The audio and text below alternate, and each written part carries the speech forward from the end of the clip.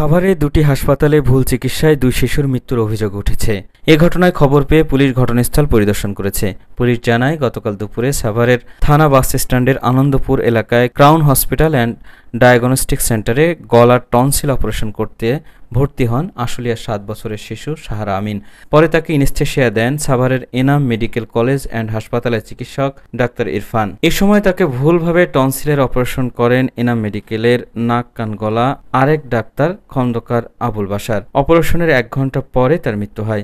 এদিকে সাভারের থানা বাসস্ট্যান্ড মডার্ন প্লাজার উপরে অবস্থিত সাভার স্পেশালাইজড হাসপাতালে ভুল চিকিৎসায় 13 বছরের শিশু রাতুলের মৃত্যু হয়েছে। পুলিশ জানায়, গতকাল দুপুরে মানিকগঞ্জ থেকে টনসিল অপারেশনের জন্য ভর্তি করা হয় রাতুলকে।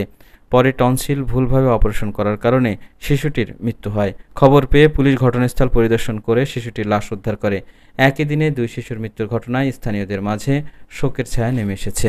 ডাক্তারের ভুল চিকিৎসা, অ্যানেস্থেশিয়া যারা দিছে তারা রুগীটা ফিট কিনা সবকিছু কিনা, যেহেতু ডাক্তার উনি অপারেশন করছে, হ্যাঁ আমার সেন্টার ইউজ করছে, আমার হাসপাতাল আসছে, আমার এরকম না যে আমাদের সিস্টারের চিকিৎসায় ভুলের চিকিৎসায় মারা গেছে বা আমার যে ডিউটিরত কর্মরত চিকিৎসক আছে তার ট্রিটমেন্টে মারা গেছে। মূলত এটা অপারেশনের আগে বাচ্চা ভালো ছিল, অপারেশন করছে, অপারেশন করার পর বাচ্চা রিভার্স আসতেছে না, রিভার্স না আসার কারণে আমরা বলছি তাহলে রুগী রেফার করে দেন।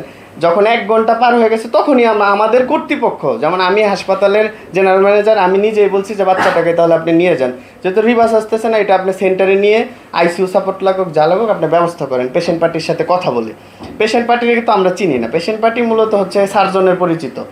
তো উনি বলতেছে না এখন না, আমি আরেক কিছুক্ষণ দেখব।